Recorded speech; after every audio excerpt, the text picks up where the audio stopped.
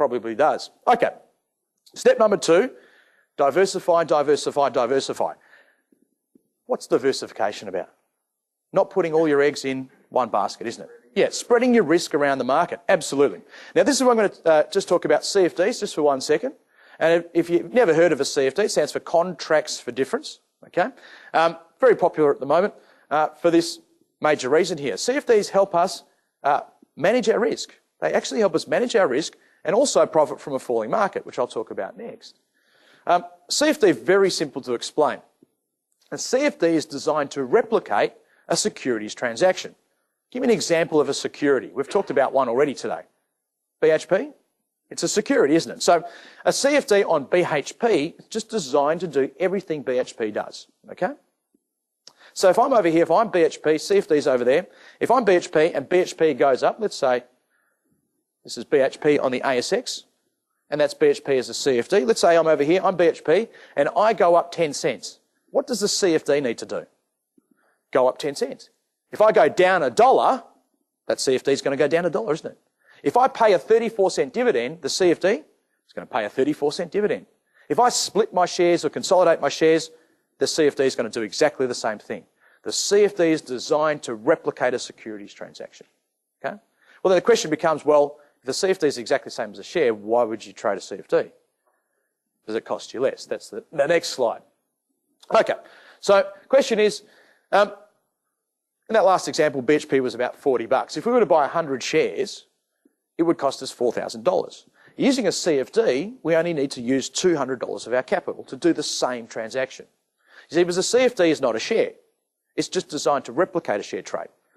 So there's no need to put up all of the money. All we're interested in is the difference between where we get in and where we get out, plus any dividends we can get in the meantime. Okay? Let's have a look at this a little bit more closer. Now, the deposit, the $200 represents a deposit that you need to put down to secure that BHP transaction, okay, for your contract for difference. What other transaction might we do in our other investing lives where we put down a deposit to buy something?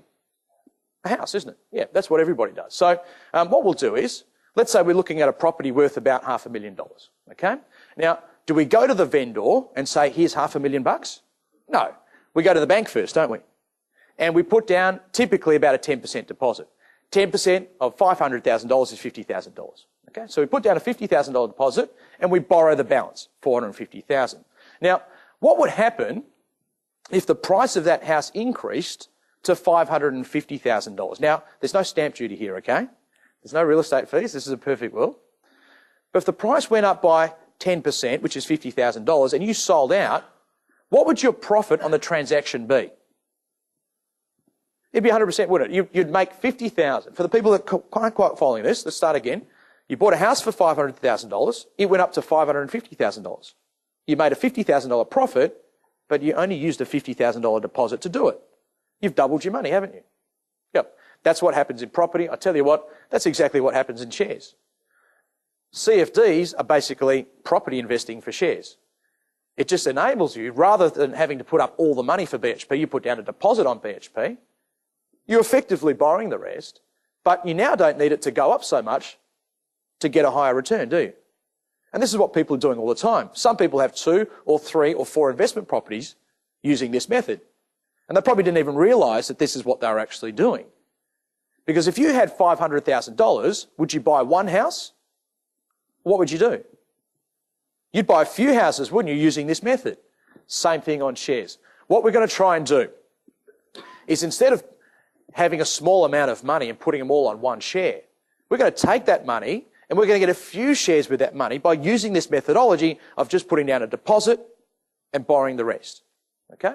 Same thing for BHP. If we were going to buy $4,000 worth of BHP, the deposit on a CFD is only 5%. So you put up $200 and you control $4,000 worth of that asset. Now, if BHP goes up to $4,200 in value, you've just doubled your $200, haven't you? What's the flip side? What if BHP goes down $200 in value? What's happened to your $200 investment? It's gone, isn't it? Same as property.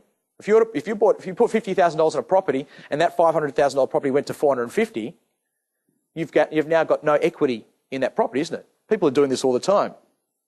Okay? And certainly people are doing this all the time when it comes to shares. Okay? That's why CFDs are becoming so popular right now.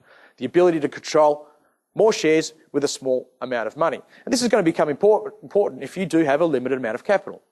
How many people in the room would say they fall into the category of having a limited amount of capital? Show of hands. Because I'm going home with the person with unlimited capital.